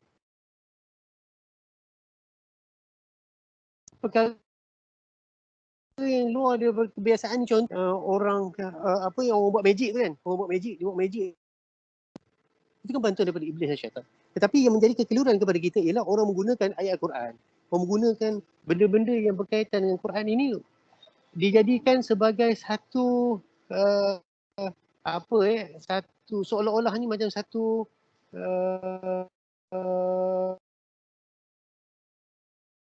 tidak ada unsur yang mengelirukan ialah dia kata Allah Ta'ala izinkan. Ayat dia macam tu. Ayat dia adalah Allah Ta'ala izinkan. Semua benda Allah Ta'ala izinkan. Yang baik ke, yang buruk ke, semua Allah Ta'ala izinkan. Yang beza antara Allah Ta'ala izinkan dengan Allah Ta'ala tak izinkan, tak dapat kita nak pastikan. Yang paling penting sekali ialah apa yang kita kena tahu ialah Allah Ta'ala redha ataupun tidak apa yang kita buat tu.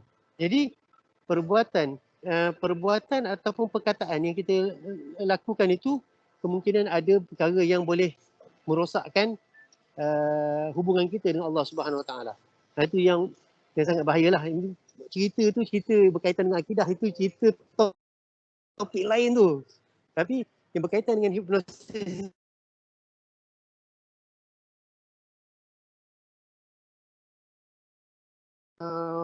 tahsihkan maksud lain lah. Tapi kalau sekiranya memang betul-betul dia buat macam tu, kita tengok daripada dua konsep ni. Sama ada ianya karamah ataupun ianya adalah istidraj. Karamah macam yang kita sebutkan tadi jarang berlaku. Jarang sekali, mana jarang-jarang sekali. Bukan baca jadi, tak boleh. Kecuali kalau buat dalam rawatan lah, macam ambil ubat kan. Kalau sebab kita ambil ubat, kita makan kan ada baca saja mungkin sekali dua je jadi. Wallahualam. Itu pendapat saya lah. Okey doktor, nampak gaya yang ada masa mencemburui kita. Kita dah sampai ke penghujung program. Saya nak minta doktor buat sedikit kesimpulan keseluruhan tajuk yang kita bincangkan pada pagi dan sampai ke tengah hari ni doktor. Dipersilakan dalam 1 ke 2 minit. Okey.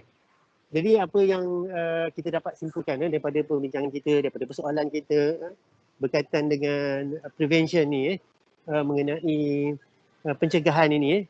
Pencegahan ini sebenarnya adalah satu perkara yang sangat penting dalam agama kita, dalam kehidupan kita, dalam hidup bermasyarakat kita. Seperti mana yang Allah Subhanahu Wa Taala firman, wa anfiqu fi sabilillahi wa la tulqu bi aydikum ila tahlukah. Janganlah kamu terjebak dengan kebinasaan. Jadi Allah Ta'ala larang kepada kita, Allah Ta'ala berikan petua kepada kita dengan kita mengambil peluang ataupun mengambil langkah yang kurang memberikan kepada kita kebaikan lah. Jangan kita masuk ke dalam kemusnahan untuk diri kita. Jadi daripada ayat tu jelas kita sebagai seorang Islam, sebagai manusia lah secara umumnya, kita berpegang daripada kata-kata ini bahawa pencegahan itu lebih baik daripada kita merawat. Mudah-mudahan kita dapat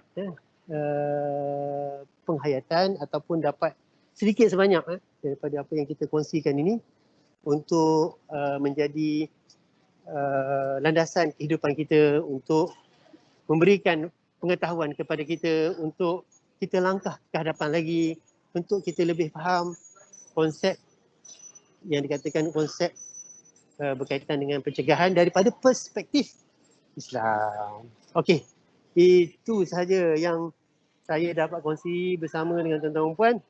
Walaupun dalam keadaan yang kucak-kacir ni, saya daripada naik kereta, keluar kereta, masuk bangunan pula dan sebagainya ni, saya mohon maaf. Masya Allah. Macam mana sekalipun saya mengucapkan banyak-banyak terima kasih kepada Ustaz Al-Fadhil kerana memberikan kesempatan. Okey.